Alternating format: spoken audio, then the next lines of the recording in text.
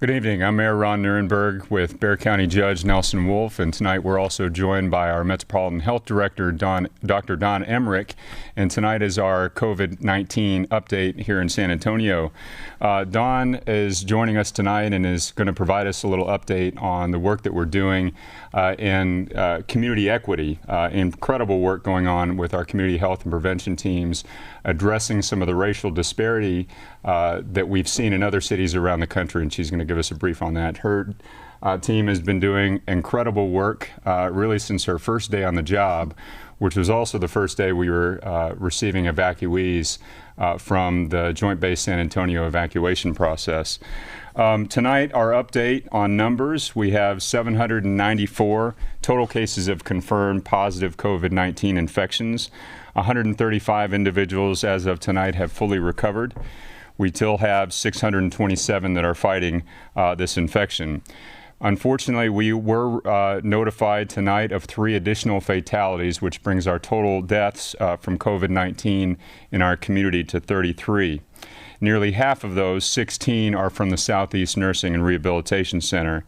It is interesting to note that while 33 of the deaths in our community are among those 40 years and older, almost 40% of the positive infections in San Antonio are of those who are younger than 40 years old. So this proves again, once again, that this infection is attacking people who are of all ages, and we need to take our precautions. The hospital update: we have 88 patients currently hospitalized, 52 additional patients who are receiving tests that are outstanding. We have 52 folks on ventilators tonight. 52 in ICU, 37 on ventilators, and our capacity still looks good. We have 77% of available capacity with ventilators and 43% available staffed hospital beds. Tomorrow, as we've been discussing for a while now, we do expect to receive some data analysis back from local sources that show us a little bit about where this infection curve is going to lead us, when we can generally assume our apex is going to be reached, and we plan off of that in terms of hospital capacity and medical system capacity. So we hope to have those data available and the analyses to show to the public tomorrow. So we'll be anticipating that. Testing results: we have approximately 5,000 tests that have been run so far at the pre-approved testing facility at Freeman Coliseum. A full 8,000 tests estimated have been run total in Bexar County.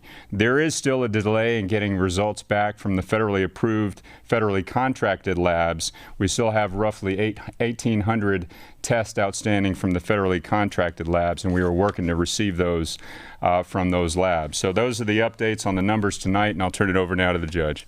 Thanks, Mayor. I know a lot of small businesses out there are suffering. I know how difficult it is. We built a small business selling roofing off the street corners and turned it into building material, and then we started a small little grocery store that led into Sun Harvest Farm. So I know how difficult it is for you, but what you're facing today is much more than any of us had faced before. So Bexar County, one of the first things we did was come up with about $5.6 million for grants and for loans for small businesses. And we've used the LIFT fund to go through to be able to administer those loans.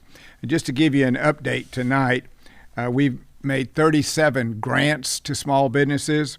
That totals $178,000, 500. And they've gone to firms like Alamo Sale, Alamo Kitchens, D&D Printing Company, all across the spectrum of small businesses. Now, we've also have a number of loans that have been made. We've loaned something like $706,000 to various firms, and we'll close another $1.2 million this week. That goes to some 81 different firms, and we still have about $3 million in loans that we can make available to the community. It spreads across the spectrum when you look at small businesses. That's the heart of our economy. It goes from construction to food services to healthcare industry to retail, and then a number of other services that are provided, from hair salons to coffee shops to a number of those. So we know that that's not a lot, but we also know now you're able to go for an SBA loan, payroll protection plans that are available out there for funding. Another announcement, I believe today, some $50 million statewide, so we'll get a little bit of that money here. So be sure and follow up and find the right places to apply for these loans. And we got to get through this and get you guys back on your feet. And thank you for what you're doing. I know it's a struggle for you and struggle for your employees. Thank you, Judge. I also want to remind folks that on TVSA today and also on the city's Facebook page, we had a town hall for kids hosted by Judge Chapa and myself to answer questions that children have about COVID-19. You can check that out on the city's Facebook page. I also want to remind you they can get information anytime about COVID-19 in our community. Just join our text program, text COSA.gov to 55000 or go to our website at sanantonio.gov/COVID-19. Remember to stay home, save lives, let's stay the course, and make sure that we have our community in good shape as we get through this. Now, before we go to questions from the media, I'm going to have Dr. Emmerich now brief us on the community health prevention teams that are, again, going through the painstaking work of getting the information out where it's most needed. John? Thank you. Thank you, Judge. Thank you, Mayor. It's just an honor to be here this evening to give you a little bit of information about some of the things that the community doesn't often hear, what we are doing out in the community. So, of course, you know from the very beginning, we have been discussing the importance of flattening the curve. And so flattening that curve is going to require the testing that we've just been talking about tonight, as well as doing policy. So the mayor and the judge's declarations that we have seen over the last several weeks are all very, very important. So we wanted to contain the COVID-19, and now we want to mitigate. We know that community spread is there. We know that's why we're encouraging folks to wear masks as well whenever you go out into the grocery store or to the mini marts or even the gas stations, is to keep washing your hands, put that mask on so that we can, again, mitigate the spread. So when we look at that, and we're doing a really great job of that, I think we're doing a fine job of continuously flattening that curve. We want to reduce the stress on our healthcare system and, of course, keep our community safe. We know that there are more people in our community that are more likely to be at high risk for COVID-19. Unfortunately, you've seen that in some of our nursing home situation. So we also know that there are people at risk who live in all over our community. So we're looking at those who are over 65 years of age. We also know folks who have underlying chronic conditions. We're also seeing disparities, health disparities in people of color and communities of color.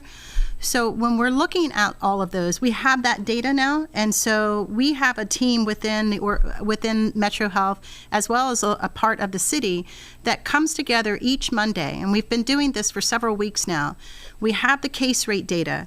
We know how many cases are occurring. We know where those are occurring. We have the zip code information.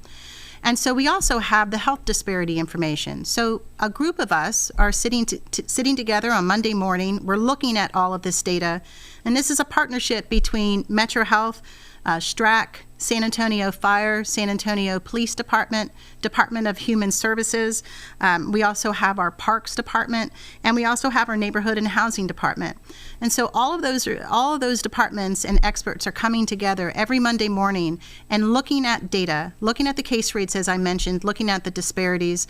We're looking at EMS calls. What calls are coming into our hotline? Where is EMS being dispatched or taking people to the hospital? All of that is overlaid. We overlay that with chronic diseases that are occurring in the community, as well as an equity score. And an equity score is a ranking between 1 and 10, 10 being the highest in terms of the highest at risk for systemic racism, socioeconomics, and just some areas where there has been some historical racism. And so overlay all that, we've determined where there are some areas that need additional outreach. And so this team comes together and canvasses those communities. So when we go in there, we're identifying, we're spreading the word. It's called Stop the Spread is what the campaign is called. We're literally canvassing all of the communities. We were out in the east side last week. We were canvassing, we were visiting the restaurants and making sure that restaurants that were following the protocols for social distancing, making sure that they were following all of the restaurant inspections to keep everyone safe. We were doing door hangers in the communities that were given information about how to prevent the spread of COVID-19 and door hangers that were in both English and in Spanish. We were also making sure that people were adhering to the mayor and the judge's declaration requirements. And so if we were seeing large gatherings, then we would also have an opportunity to educate, to mitigate, and to enforce some of those things that were not being followed in our declaration. We're doing that on the east side. Our team just met this morning and reviewed all of that data again, and they'll be hitting the west side this week. So if you see any of our folks out there, please say hello. Thank them for all of this hard work, and just know that this is one of those efforts that we're doing to try to continue to prevent. Why is this important? Well, we know that the health disparities are there, just as I mentioned. Just alone in our case rates that we talked about earlier in this broadcast, our Asian community represents 3.7% of the case rates. Our African American community is 12.8% of our case rate. Our white community is 31%, and our Hispanic community is 52%. So if you overlay those to, again, some of the chronic disease and the underlying conditions that we've been talking about, then we have a real opportunity to engage and to educate. That's also seen in our death rates, unfortunately. So in our deaths, we have a wide disparity that COVID-19 is definitely hitting communities of color in disproportionate ways. And so our Hispanic community, 37% of our deaths are in our Hispanic community, 28% are white, and 31.3% are African American. So there's no question that all of us are at risk. We're all telling you to continue to work hard to flatten the curve, but we also know that this disease is certainly hurting some of our communities of color in disproportionate ways. And so this is just one of those efforts that Metro Health, along with so many other partners and external partners, that are helping us to raise the awareness that there are massive race and ethnicity disparities when it comes to COVID-19, and we're going to work really hard to mitigate that. Great, thank you, Dawn. And so now we'll go to some questions. When visiting those communities, including the east side, is there more money going to be invested into these communities? Are you looking at other cities and how they're addressing this issue, or what else are you all doing? Well, we are working with our neighborhood and housing area, and so they're the ones that are really giving us a lot of that information about what are some of the economic considerations in those communities, as well as really the gatekeepers. Who are the ones that, and our staff have a lot of those relationships as well already established, so that we can really be sure that we have a trusting relationship in those neighborhoods, to have some really good, frank conversations and empower the community to really take on some of these recommendations that we're making. We don't want to come in and tell the community how to do this. We certainly want to bring in the information that we have, make sure that it's culturally relevant, and then really empower them to talk to each neighbor, neighbor to neighbor, and to look out for each other. Yeah, I'd also say that it's important to canvass the communities that we know are, disadvantaged when it comes to things like internet access and so forth, so they have the information necessary for testing and the other health preventative protocols that we have in place. When we see those disparities, it means that we need to reach out and make a better effort to ensure that they have access to the various resources that are available to them. Thank you, Mayor. And that is actually a really good point. We know where that is. We have maps of the digital divide. And so we know that that is the place where we need to go and actually do some of that face-to-face, because we have a great visualization on our website, but not everybody has the access to the internet to be able to look at that. That phone number that we have in our hotline, that's even more important. Again, you can still access the testing through that, and that face-to-face contact is certainly priceless. And we've got a number of clinics throughout the community that they can be referred to. I know our hospital district has numerous clinics throughout the community. They just need to know where to go for that. There's social service agencies that are helping them with other causes that they may have. We've always put in place where no one can be evicted. The courts are enforcing that will not happen, and we've stopped foreclosures. So there are a number of issues going on that they just need to know where to go, where to get the service, and what to do. That's right. We see this disproportional impact against communities of color. There's been thoughts that it's because of underlying conditions that some of these communities are more susceptible to. While it might be kind of early, Dr. Emmerich, can you tell us what some of those conditions that people here in San Antonio might be facing? By that I mean, we have a much higher rate of diabetes. We have people that have higher rates of heart issues. Can you talk about San Antonio and how that falls into with the same effects that we're seeing in other parts of the country? You're 100% right on it. So high cases of diabetes, high cases of heart disease, high cases of lung disease. So those are the top three. We also know that we have complications of diabetes that requires folks to be on dialysis.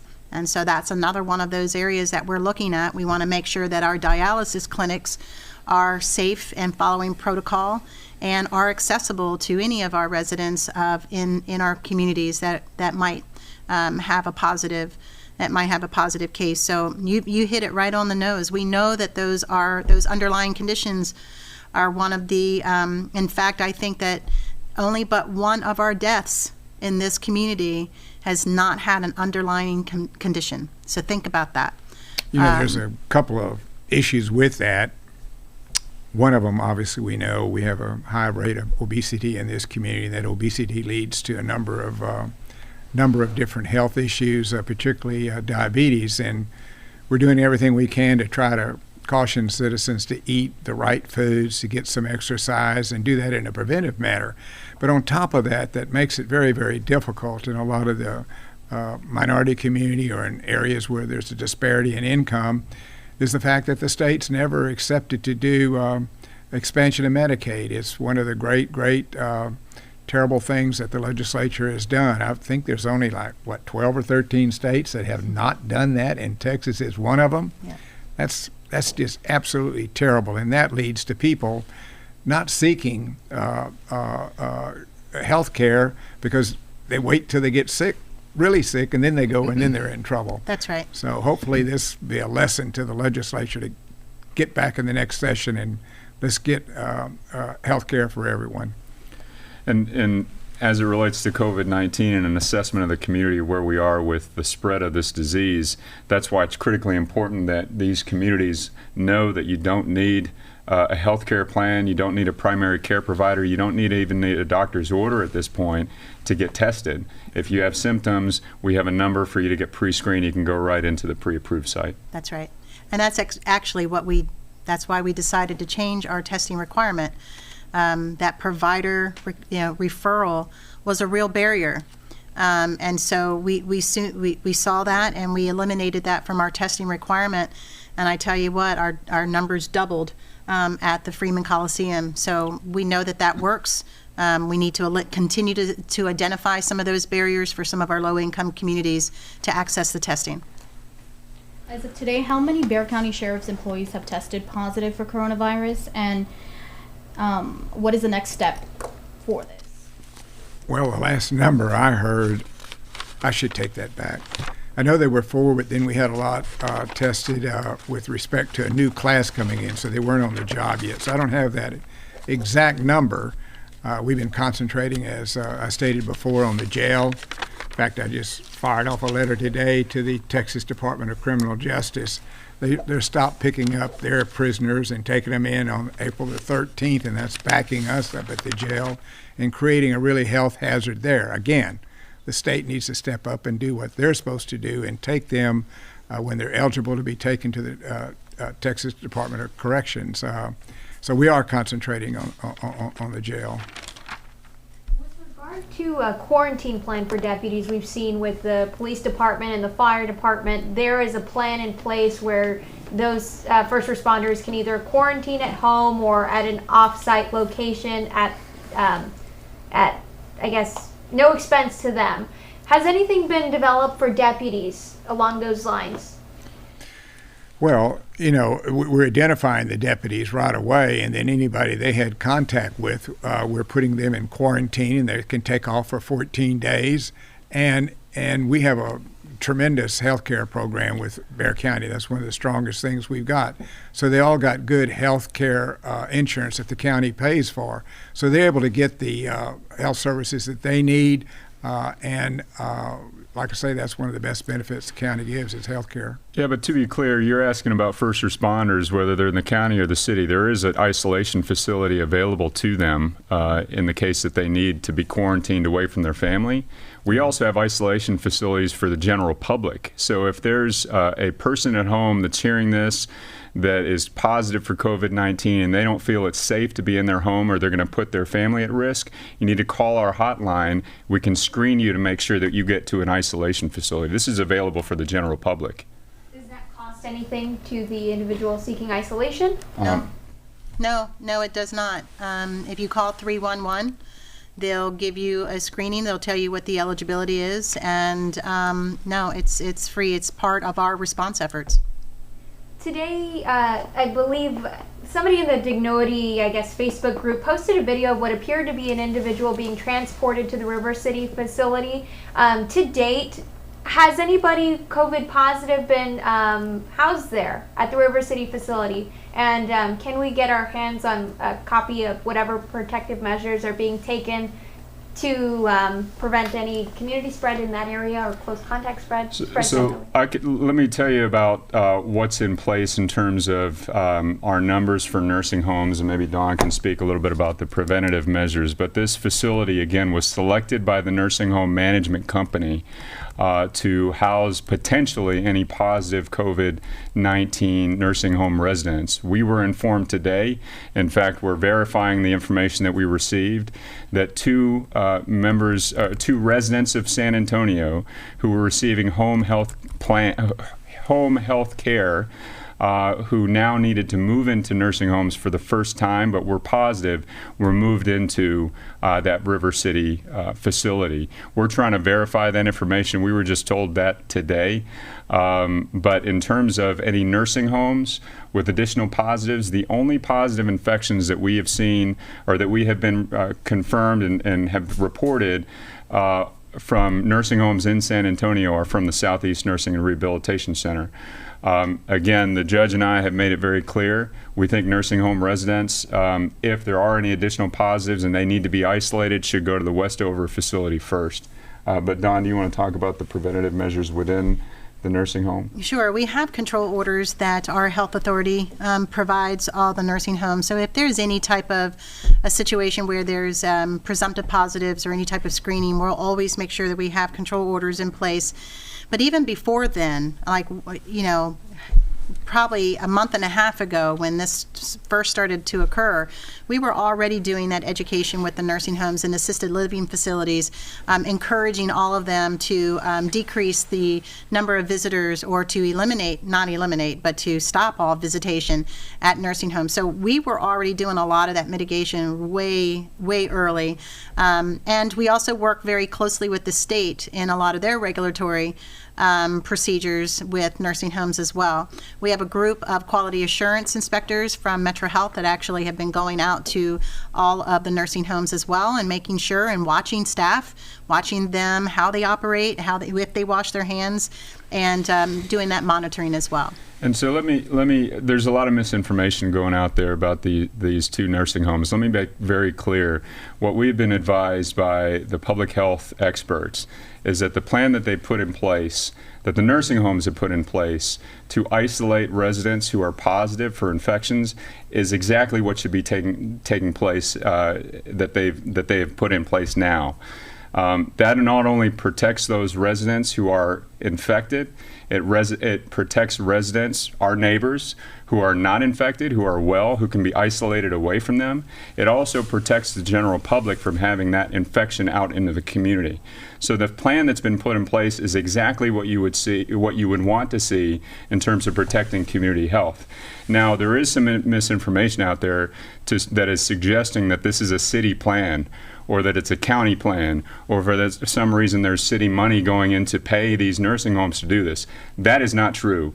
We did not select these nursing homes. What we said is that the nursing home ecosystem in San Antonio needs to figure out a way to isolate known positives to make sure that the entire community is safe. They selected these two facilities, and what the judge and I have said is that based on the newness of the Westover facility, the fact that they're under new management, we think that any new positives from nursing homes ought to go there first. But in terms of this, what's operating right here, this is a plan that would have the seal of approval for any public health authority that's dealing with nursing homes in the COVID-19 era. Let me add just one thing to that. There's been a lot of misinformation put out about those two nursing homes. Both of these two nursing homes have come under new ownership in the last year. In the last year. So what happened before that is not by this ownership. These are people that have numerous nursing homes here in the community. So that's misinformation on that. And if I'm taking someone to a nursing home, and you may live next door or down the street, there's no way that that's going to bother you. If you get close to them, yeah, there may be a problem. But that's a misnomer, too, to think that you're going to get infected because you live in the neighborhood. And let's also remind folks that these are people's grandparents. These are people's husbands and wives. They're our neighbors. They need to have compassionate care. They need it in a safe place, and they need it in a place where they might spend the last days or years of their lives. And so we're doing this in the safest manner according to the public health protocols. Yeah, no question. Nursing homes. We had some questions texted in tonight from Joe Galley of News 4 regarding these facilities. His first question is, according to the Medicare website, River City Care Center has been cited for abuse. The last health inspection there found more than a double amount of citations of an average inspection. Why was this one of the facilities chosen for the program to care for COVID patients? Yeah, and I'll emphasize, number one, they were chosen by those nursing management companies. It wasn't chosen by the city or the county. But number two, as the judge mentioned, both of these facilities are under new management within the last year, so they're improving the care of their residents. But I will add this. The low ratings of some nursing homes is not an issue unique to San Antonio. We need to see them vastly improved, generally speaking. But what these facilities are offering up now, those management companies believe that among the ecosystem of nursing homes in this community, they are well equipped to care for their residents now. Another question from Joe Galley. How much is the city paying these two nursing homes to be part of this program? Nothing. This is, again, not a city program. This is a management company decision. And one more on this topic from Joe Galley. Did the nursing home owners come to the city, or did the city come to them with this offer? This was a self-selected facility. Both of those facilities were self-selected by that management company. You mentioned that the death toll at the Southeast Nursing and Rehabilitation Center is now at 16. Is one of the new deaths announced today from the Southeast Nursing and Rehabilitation Center? Yeah, Dawn, you want to speak to that? Yes, they were. Do you have any more information, how old they were, if they had underlying health conditions? I will have that for you. Give me a moment. And then priest Patrick Nolan yesterday died after testing positive for coronavirus. Is he included in today's count? So I wouldn't be able to disclose that. That would be identifying someone within our case count. So. Can I ask on when someone is transferred to one of these two nursing homes, what level of severity differentiates between them going to the hospital or them going to one of these two nursing homes?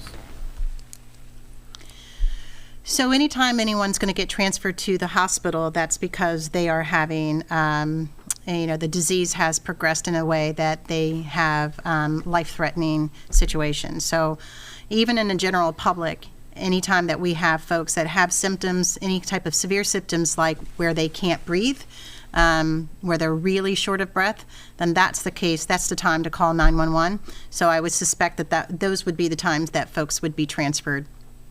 Will the city use the zip code map that tracks these COVID cases to change testing strategies in the fight against coronavirus? Absolutely. That's why we're doing that work.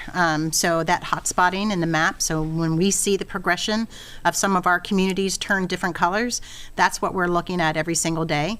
And the group that I talked about, that prevention team, that's the information that they're looking at every single Monday to make sure it's not only to identify the hotspots, but to see the trends. What's the next community that might be on the horizon that we can get in there and try to stop that progression. So that's exactly what we're doing. Mayor, you mentioned earlier right now, tomorrow you're going to get some new data. From who are you going to get this data from? So we have groups of researchers at UTSA, and Don can speak to this as well, groups of researchers at UTSA that are running models using local data. And that is differentiated from models using statewide data or extrapolated data that we're also going to present. So what we hope to provide is a sense of variability between the different models that are being run to give us a sense of where we think that apex is going to be in terms of our infection rate. That apex is important because it tells us timing of, when is it going to get, when are we going to see the peak load of cases and how that's going to impact our medical system capacity. So the mayor said it just beautifully. So we'll be looking at that, and that's the magic number. I mean, that's the magic data. We have a fair amount of data that's helping us right now, but we also need to know what's on the horizon. How do we plan for where are we on that curve so that we know our ventilator rates, we know our bed capacities, we know all of that, but then how do we know how large this peak is going to be? And so we're hoping that will really inform us and give us some better decision making. Remember, this is a model, and it's an attempt to take data, and depending on where they're drawing the data for, and project out into the future. It's just a model. We don't know that for sure. It's not any guarantee it's going to turn out that way. So we need to stay vigilant and stay on top of it and doing everything that we can, regardless of what that model shows in terms of masks, in terms of social distances, in terms of washing your hands, all the things that we need to continue to do regardless of what this model shows. We have a couple more text questions. This one from Darian Trotter with News 4 and Fox 29. Mega Vape was one of the first non-essential businesses in the city cited for remaining open. We've learned that the business has now filed a lawsuit to stay open. Mayor, what is your response to the legal action taken against the city? Well, obviously I can't comment on a pending legal matter, but I'm very confident that what we did was not only important for saving lives, but we're well within our authorities to defend it. And here's a text question from Lauren Karuba of the Express News. Houston's health department just announced today that their 2 community test sites are now available to anyone who wants to be tested for the coronavirus, not just those with symptoms. Is San Antonio working towards something like that? So I just mentioned how we're all looking at that data. We're looking at hospitalizations, we're looking at barriers, we're looking at all of those things. As the public health authority and as the director of Metro Health, I, along with partners who are helping us identify what those community conditions are, we'll take that information, and then that's when we'll pivot what our testing criteria is.